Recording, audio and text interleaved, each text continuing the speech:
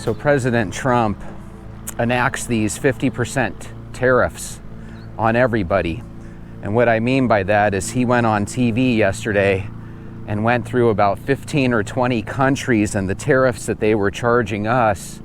And then he went and raised our tariff on them to 50%. And it was eye-opening because obviously we were giving a lot of these countries very low tariffs and we upped it quite a bit. But here's the thing I noticed. Even if they try punishing us back by upping their tariffs, did you guys notice that all their tariffs are already sky high? What are they going to do? Go from 97% to 98% in Vietnam? I thought that was kind of interesting. One of the other things I thought was interesting is when I turned on the TV today and they showed the stocks, they showed everything in the red. Everything was just losing value left and right. And I'm sure there's a lot of people that are freaking out. But remember, if you're not in the stock market, this is that time when you can start learning. And if you have some money saved up, you might be able to time the market and get in while everything's on sale. But remember, if you've been in stocks for a while, never grab a falling knife. That's why people are so afraid of stocks. You know, if you try jumping around and buying stocks and timing the market, a lot of times those people don't even end up making much money. The key to stocks, from what I've always been told, is you got to grab stocks of good companies that you know are going to be there tomorrow, and then you got to grab stocks and you have to make a game plan to continue to add to your portfolio slowly but surely.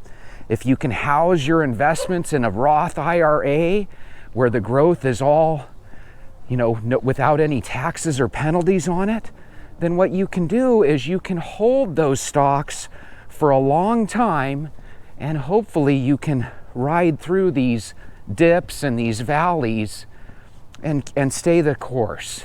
Remember, the only way you lose money in the stock market is to get nervous and sell. If you're 99 years old and your portfolio is down 10 or 14%, it might hurt you a little bit more than it will a 30-year-old. But if you're not even in the stock market, these are the type of situations where you want to try to learn just in case you ever do want to invest. Because remember, the goal is to buy low and sell high. Well, right now, all these stocks are losing value, but you and I both know that Coca-Cola is going to be here tomorrow, Apple's going to be here tomorrow, Procter & Gamble is going to be here tomorrow.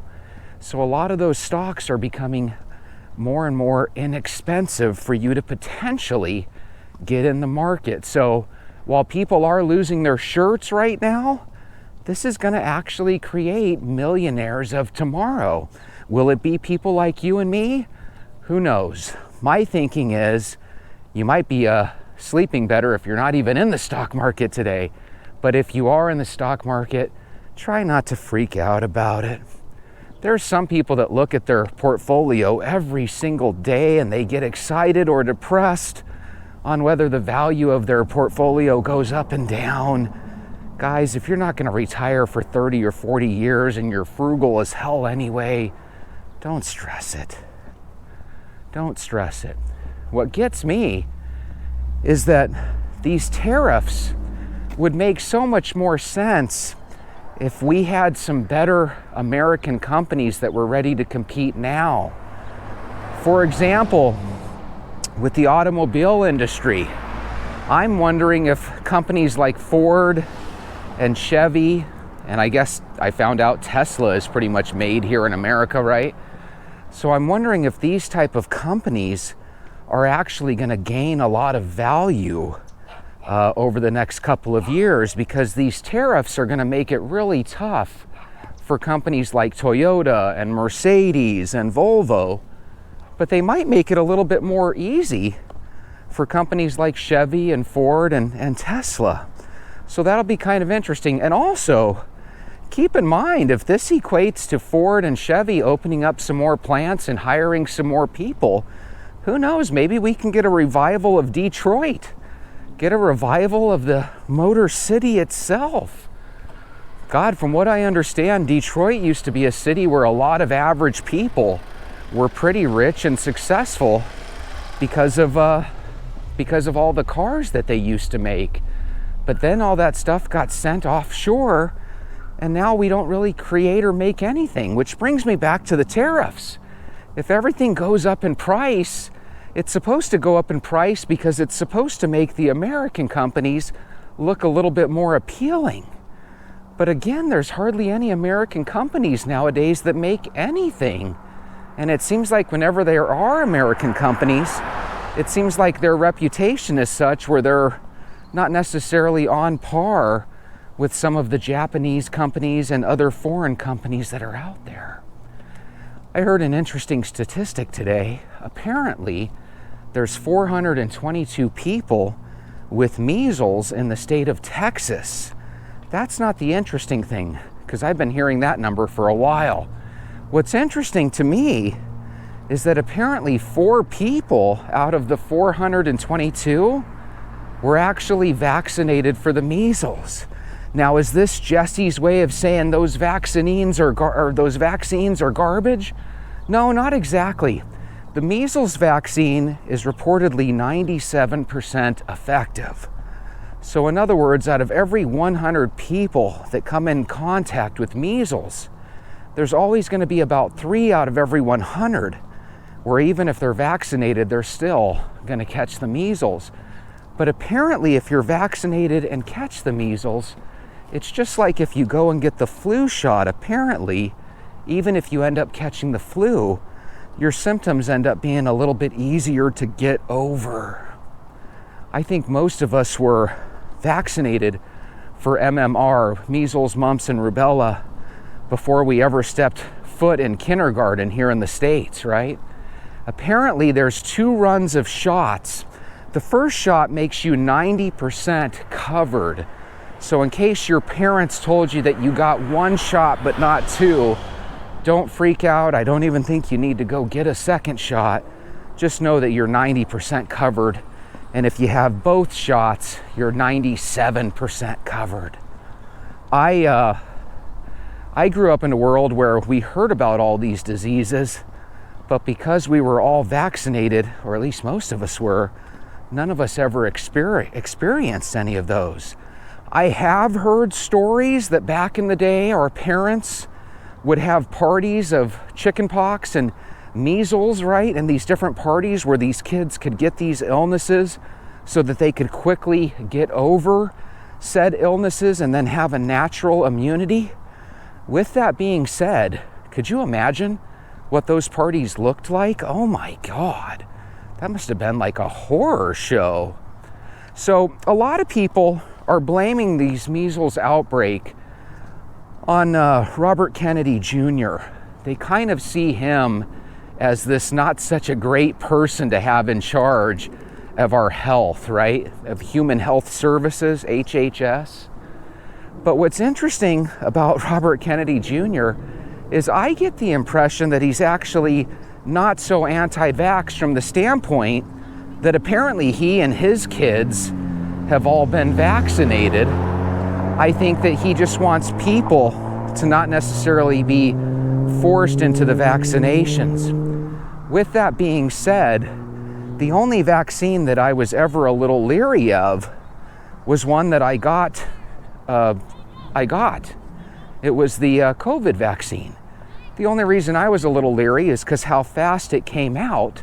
But just like most people out there, we had relatives that were immunocompromised, or maybe they had comorbidities or were really overweight, right? So a lot of us ended up taking that shot, not so much for our safety, but maybe like in my case, I lived with a 98-year-old grandmother, so I wanted to make sure that I avoided getting sick.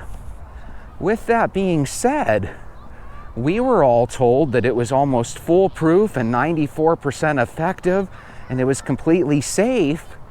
And some people feel like those numbers were skewed, exaggerated, and we were lied to. So if a person wants to jump and be first in line to get a vaccine, I don't blame them. Vaccines are very effective. But if somebody never wants to be first in line and never wants to get vaccines unless other people do first, I can't really blame them either. And by the way, what if somebody has a really close family member that ended up getting sick from a vaccine? Could you blame them if they weren't really the first to want to get another one? I couldn't blame a person like that. I was watching a video from a YouTuber called The Quartering, and he was saying that if you go right now to Kentucky Fried Chicken for food delivery, if you want to get one single chicken leg added to your order, it's $5. Is that crazy or what? And they were saying that the price of fast food is exorbitant now. For example, that same $5 chicken leg, ordering it from KFC for, them to deliver it to your house, if you go in person and get that same little chicken leg, and think about how small a chicken leg is, there's like 2 or 3 bites of meat on it, right? That's $3.50 in the restaurant without delivery. Golly, we are literally all going broke so quickly. We're all afraid of the country jumping into a recession, yet individually we all know we need to be a little bit more frugal with our money. And if we all do our part and become cheaper with our finances and stuff and spending, it's going to lead right into that recession. So basically, the simulation is telling us that we're darned if we do, darned if we don't. Guys, this might be the most beautiful day in a long time because it's a sunny day, but the clouds are covering the sun in a way where it's just like overcast. And then there's probably, a 10-mile-per-hour wind. So it feels kind of like air conditioning. You hear me talk about air conditioning a lot, even though I'm outside. There are some days in this beautiful country that you and I live in where a breeze and a little bit of shade will literally make you feel like you're sitting in front of the air conditioning vent. Do you feel me? Do you know what I mean? Conversely, there's days where there's so much sunlight and so little shade and it's so hot that you might as well be sitting in front of the heater. Now, those days where you're sitting in front of the heater, not so fun for me. But days like this where it just feels beautiful, I absolutely love it. Did I mention to you guys how much I love walking? Golly, I do walk every single day. Here's the crazy thing. If I wasn't carrying this camera, I bet you there's a handful of you that would think that I don't really walk all the time. But that wouldn't be true. I really love walking, whether I'm holding a camera or not. There's just something really soothing about it for me. For example, this stock market thing, it would be real easy to say, my God, I'm worth thousands of dollars less today than I was just a couple of days ago. But then again, those are things that bother a lot of people. I'm choosing not to let those things bother me. Things bounce back, money comes and goes. Never put all your money in one basket anyway. You guys know that. Jesse, you're gonna be rich someday with index funds. I don't know, but the goal is to hopefully be able to retire before you're too old. I see some people and they're like, hey, I'm gonna work till I'm 70 so I get a little extra on my Social Security. My thinking is work till 70 if the idea of being home and being retired is boring to you. But if you have plans and you have stuff to do, go ahead and retire as soon as you can. That's my thinking. Anybody else think that too? I don't like working. I don't hate it. I don't dislike it. I like the people that I work with. But I hope that I'm able to retire at an age where I still feel young enough to do some stuff. I feel like some of us are pushed into retirement because we're not that healthy. I don't want to be that guy. Do you? I'm hoping that if we as a country and as a world, because apparently everybody's markets are down, if we're all going to suffer through this as one together, let's hope we're doing it for the right reasons. Let's hope that this time, 5 or 10 years from now, that we do have some different manufacturing plants that spring up around the country. Because it would be really crappy for all this to be for nothing, right? And I hope that this isn't one of those things that Donald Trump just keeps turning on and off like a switch. One of the things that I thought was cool was he was totally okay with the idea of us charging them 0 tariffs and they charge us 0 tariffs. What I didn't think was very cool was how quick a lot of the other countries said, no thanks. When I've quit sugar, a lot of times I'm so excited those first couple of days, because I consider it to be an accomplishment to put sugar down even for one day.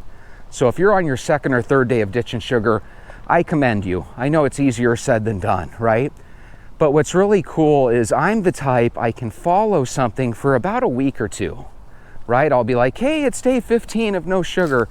Well, now, correct me if I'm wrong, but I think I'm going into like, the mid-20s. I think I've only got a handful of days left of being sugar-free. But once you've got a streak going, the last thing you want to do is ruin that streak. So Sean, Mala, Carla, can you blame me when I tell you there's a big piece of me that thinks I'm just going to stay sugar-free for the rest of the year. Let's see how small I can get. One thing I learned, you eat a lot of sugar, you're going to put on a bunch of pounds no matter how much you walk. But right when you stop that sugar, it takes a little while, but eventually your body just becomes like a well-oiled machine. I am the Terminator, the Walkinator, the Jessinator. ENC Kiddo Falling says, good job, Republicans. So here's my question for you. Do you think all these people that aren't immunized, do you think they're mainly Republicans? Because you know what I wonder and I think about? I think that more than likely this started not from some American that didn't want to get vaccinated. I think it started from all these people that came from other countries where they're not so up to date on their immunization records. And I think what happened is I think they brought their disease, their measles, with them. Also, keep in mind, it's not just Republicans that are kind of against getting all these vaccinations all the time, but there's a lot of people in the black community that don't really like getting vaccinated either. I saw a story while we were going through the COVID situation. Did any of you guys see this? It was a video that was saying that a lot of the reluctance from the inner city folks to get vaccinated goes way back to like the Tuskegee experiments. You have these experiments where you're literally injecting people with certain ailments and what have you, smallpox and different things, gonorrhea. What's the thing that Ben Franklin had? Did he have gonorrhea? Anyway, you inject all these people with syphilis and all these diseases, syphilis, and then you just watch as they rot away. Well, pretty soon those people start to look at the government and their vaccine plans, and they start to say, I don't want shit to do with that. Well, I'm not going to look at them and just assume they're Republican. Are you?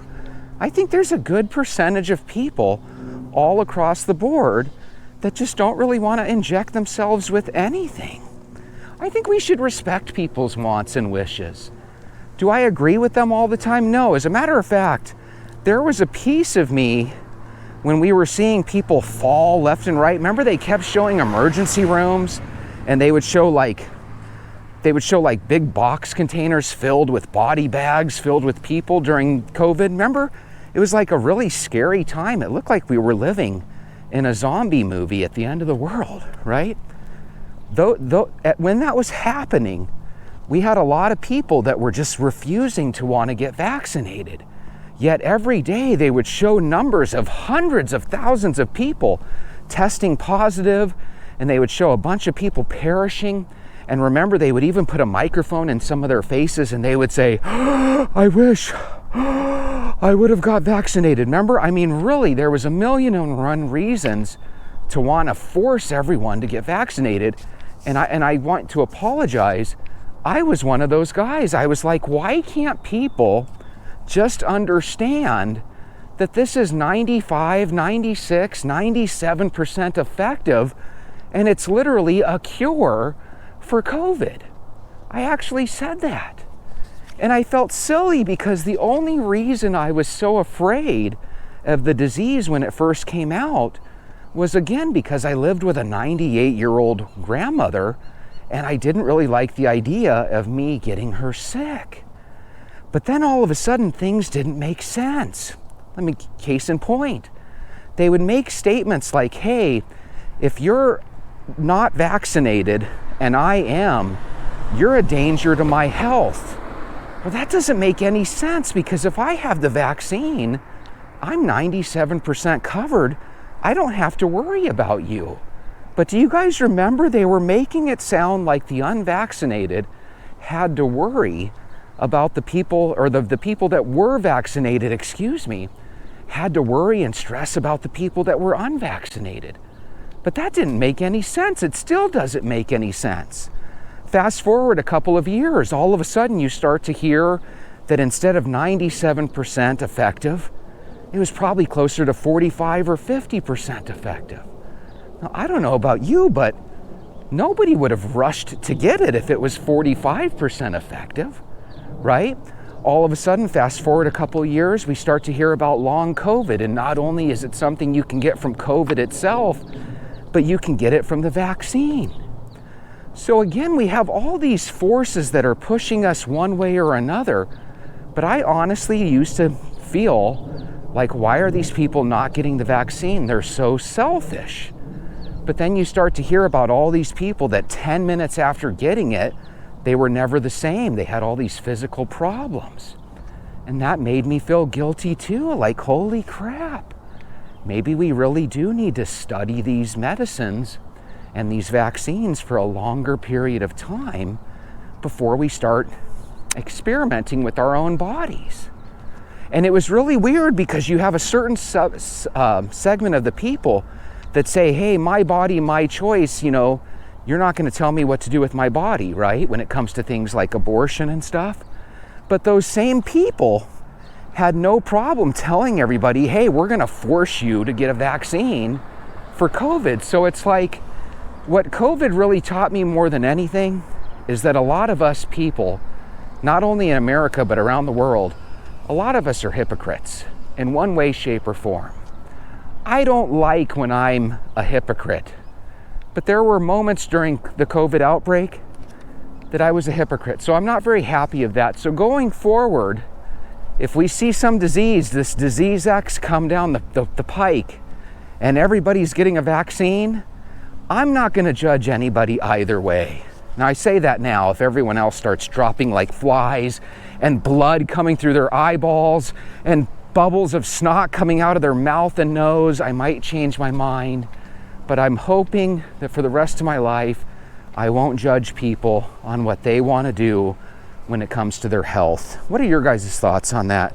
Mr. Metro says, and this is why one should never make Dr. Doom the head of human health services. You know what's interesting about Dr. Doom? Robert F. Kennedy Jr. comes from a line of probably the most famous Democrats in the world. Isn't it weird how one day people like Elon Musk and Robert Kennedy Jr., how they can be like heroes in the Democratic Party, and then just a couple of months, couple of years later, they're seen as enemies of the Democratic Party. I find it fascinating. We live in a world where things appear to change so slowly, yet every couple of months you look back and it's amazing how quickly things change. Corley Brown says, let them shelter in place at home and away from other people. It's funny how people look at somebody getting ill, like these children getting measles, and all of a sudden they want to kind of throw their 2 cents on top of it. Doesn't help anything, makes everybody feel like crap. But it makes me giggle, because it just goes to show you, once again, it doesn't matter if it's the right making fun of left policies or the left making fun of right policies. We are just always going to poke fun at one another, no matter how miserable the other's doing. User CH8Y says, I feel bad for those kids with stupid parents. There's a reason we have CPS. Not everyone is meant to be a parent. So let me ask you a question. What if a person didn't want to get their child vaccinated, not because they were trying to be hard-headed and stubborn, but what if it was a situation where they already got one child vaccinated and they ended up losing that child? They had one of these weird freak accidents. Could you ever blame them for not wanting anything to do with a vaccine again? Because I think it's easy to say, your kids have measles, you're a horrible parent, right? But at the same time, you got to put yourself in their shoes. And sometimes when you do that, you see things from a completely different perspective.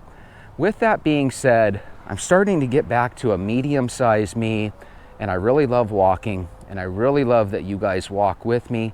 So even though it might not seem like it's helping all that much, it really is. Imagine how big you'd be if you weren't walking so much. I'll see you tomorrow.